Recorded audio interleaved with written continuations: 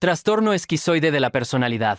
El trastorno esquizoide implica un patrón dominante de desapego general de las relaciones sociales y una gama muy restringida de expresión emocional. A diferencia de la ansiedad social, miedo a la gente, no sufren por estar solos, lo prefieren activamente. Su aislamiento es su zona de confort. Son los ermitaños emocionales. No disfrutan de las relaciones cercanas, ni siquiera con la familia. Parecen indiferentes tanto a los halagos como a las críticas de los demás. A menudo se les ve como personas frías, distantes y planas. No es ser introvertido, es una falta estable de interés por la intimidad emocional que limita significativamente la vida relacional. A menudo se confunde con el autismo, ya que ambos tienen desafíos en la interacción social. Pero el esquizoide tiene una comprensión de las normas sociales, simplemente elige no participar en ellas, porque no le aportan nada. Su lectura del mundo es puramente pragmática y libre de drama. Para ellos, las relaciones humanas son una ecuación donde el esfuerzo supera a la recompensa. ¿Para qué invertir energía en interacciones sociales si no obtengo ninguna satisfacción de ellas?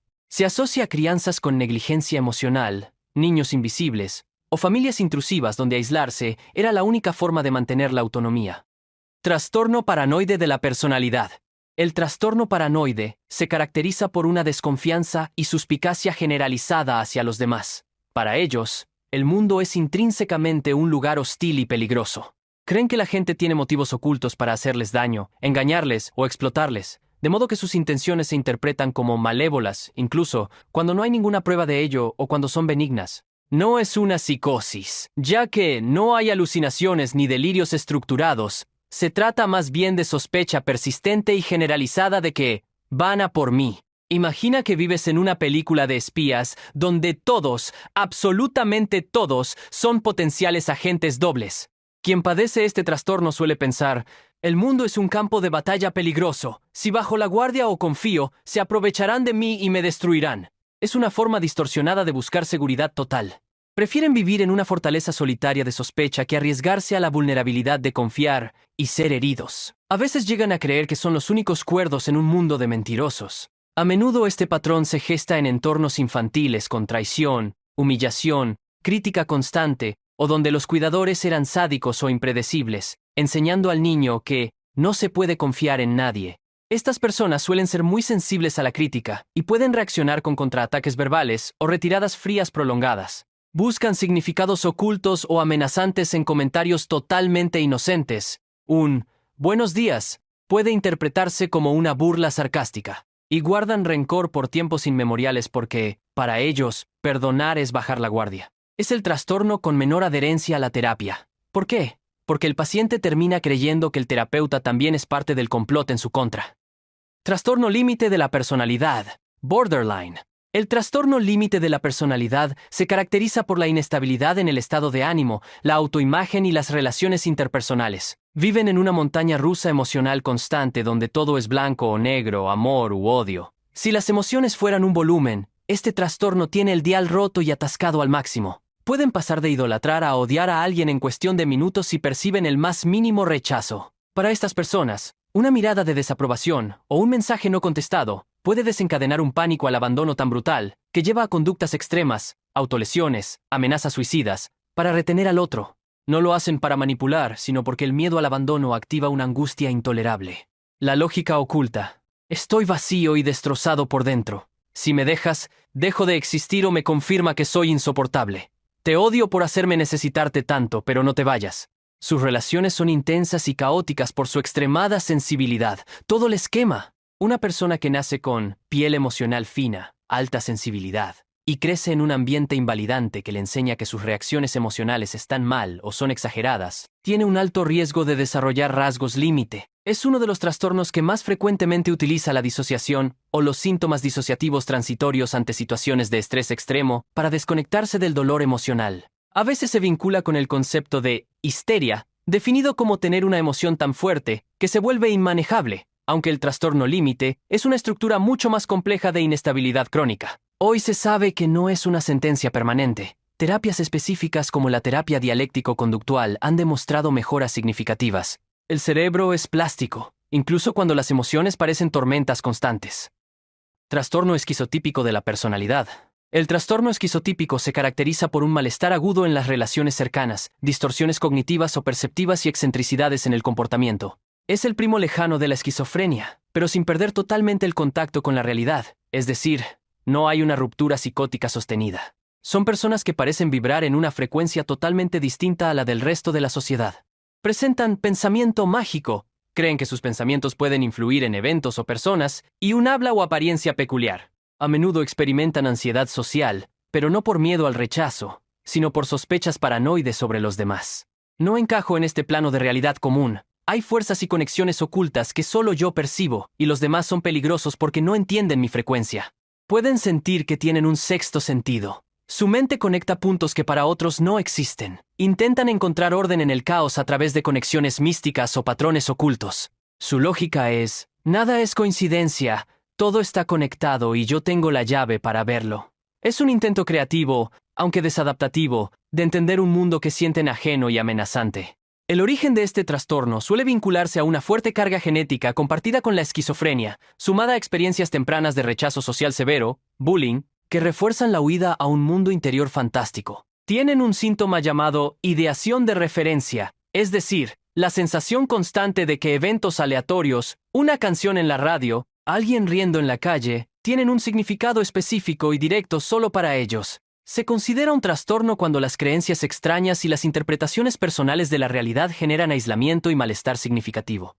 Trastorno de personalidad antisocial. A menudo lo vemos en el cine como el villano perfecto. En algunos casos puede incluir rasgos asociados a la psicopatía, pero en esencia este trastorno implica un patrón generalizado de desprecio por los derechos de los demás, impulsividad, engaño y ausencia de remordimiento. Son expertos en racionalizar el daño que causan. Todos podemos ser egoístas o rebeldes alguna vez. Se convierte en trastorno cuando la violación de normas y derechos es persistente desde la adolescencia y produce daño real a otros sin que haya aprendizaje a partir de las consecuencias. Su cerebro parece operar bajo una economía depredadora. Para ellos, la empatía y la culpa no son frenos morales, sino estorbos para conseguir lo que quieren. Su lógica interna es clara. El mundo se divide entre depredadores y presas, y yo no seré la presa. Si toman algo, lo justifican. Si alguien cae, lo consideran debilidad ajena. Ven las reglas como sugerencias para los débiles y a las personas como herramientas u obstáculos. No sienten el freno emocional que la mayoría experimenta al hacer daño. Suele existir una combinación de entornos violentos y baja activación fisiológica, es decir, necesitan altos niveles de estimulación para sentir algo. A menudo comienza en la infancia como trastorno de conducta, con violaciones repetidas de normas y derechos antes de los 15 años. A diferencia de lo que muestra el cine, no todos son asesinos seriales. Muchos pueden ser estafadores sofisticados o personas que explotan a su propio entorno sin recurrir a la violencia extrema. Trastorno narcisista de la personalidad. Es la persona que se considera el protagonista principal de la película de la vida, y todos los demás son extras. Tienen un sentido grandioso de su propia importancia y una necesidad profunda de admiración. Exigen privilegios y carecen de empatía para reconocer las necesidades de los demás. Sin embargo, detrás de esa fachada de arrogancia, suelen ser extremadamente sensibles a la crítica. La lógica oculta dice, soy superior a la media, y las reglas comunes no aplican para mí. Si me criticas, no es porque me equivoque, es porque me tienes envidia. Necesito que me reflejes lo maravilloso que soy, para que nadie descubra lo inadecuado que me siento en el fondo. Explotan a los demás para sus propios fines y reaccionan con ira desproporcionada ante la crítica más pequeña. Creen que son especiales, únicos y que solo pueden ser comprendidos por otras personas igualmente especiales. Tener autoestima alta es saludable. El trastorno aparece cuando esa autoestima es frágil y depende totalmente de la validación externa, haciendo que la necesidad constante de admiración y la falta de empatía deterioren las relaciones de forma repetida. Su origen suele describirse en dos vertientes frecuentes: el niño de oro, cuando los padres sobrevaloran al hijo sin límites, o una defensa extrema ante una frialdad parental severa, creando un falso yo grandioso como mecanismo de protección. Existe el narcisismo encubierto o vulnerable, donde la persona no parece arrogante externamente, sino que adopta un rol de víctima. Nadie sufre como yo, el mundo no reconoce mi genio, manteniendo la misma falta de empatía. Trastorno de personalidad evitativa. Se define por un patrón generalizado de inhibición social profunda y un sentimiento persistente de no ser suficiente. A diferencia del esquizoide, el evitativo sí quiere socializar, pero le aterra ser rechazado. No es simple timidez, Estas personas desean desesperadamente tener amigos y conectar, pero están paralizadas por el miedo al rechazo o a ser juzgadas. El trastorno se vuelve evidente cuando la persona deja de ir a trabajar, estudiar o salir, porque está convencida de que es socialmente inepto o inferior y que los demás la despreciarán apenas hable. La persona se dice, soy defectuoso y aburrido. Si me acerco a alguien, tarde o temprano se dará cuenta de lo poco que valgo y me rechazará. La única forma de no sufrir es no exponerme nunca.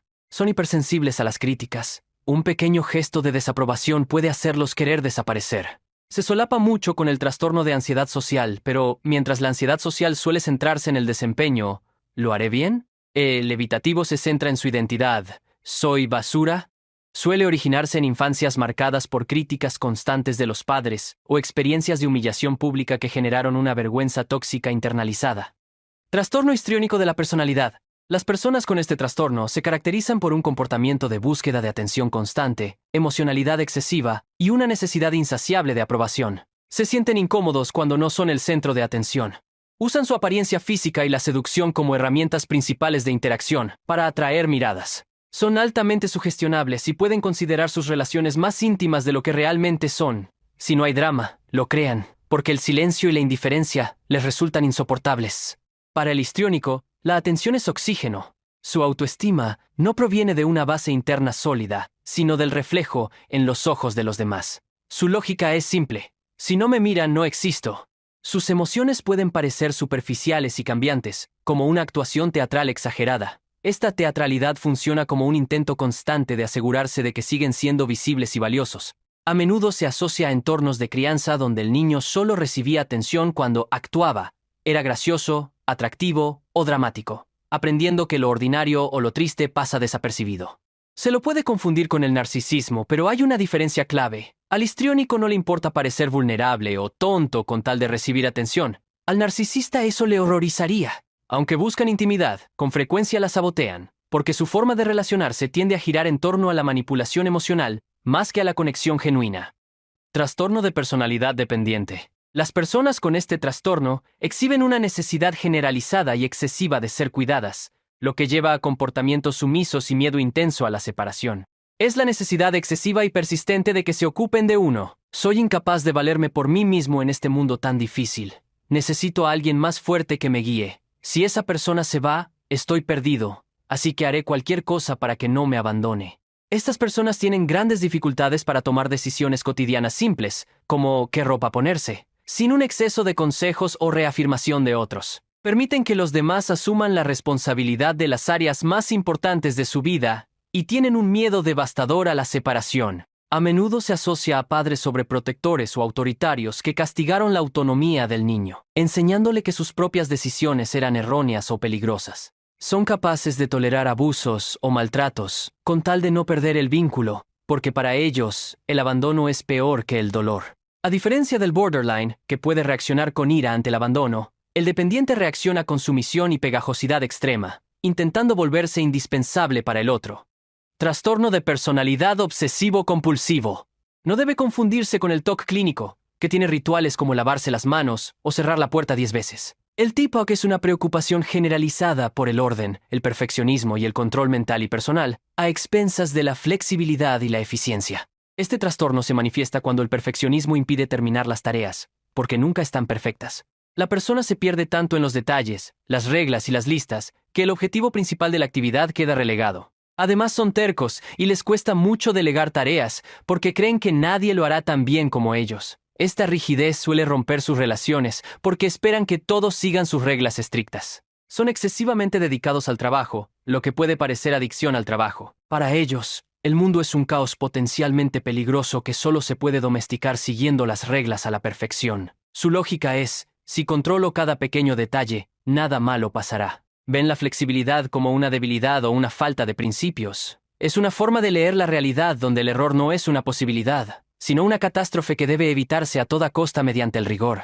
Su origen se relaciona con crianzas muy rígidas donde el afecto estaba condicionado al éxito o a la obediencia estricta, o donde el caos familiar obligó al niño a ser el adulto responsable prematuramente. Son conocidos por la tendencia a la acumulación. Les cuesta mucho tirar objetos viejos o inútiles, incluso sin valor sentimental, por si acaso los necesitan en un futuro incierto donde deben tener el control. A diferencia de otros trastornos donde el paciente sufre por sus síntomas, El que tiene TEPOC a menudo cree que su forma de hacer las cosas es la correcta y que el resto del mundo es el que está mal por ser desordenado. Ninguno de estos trastornos aparece de la nada. Son formas rígidas de adaptarse a un mundo que en algún momento resultó demasiado amenazante. Cuando la estrategia que nos protegió deja de ser flexible,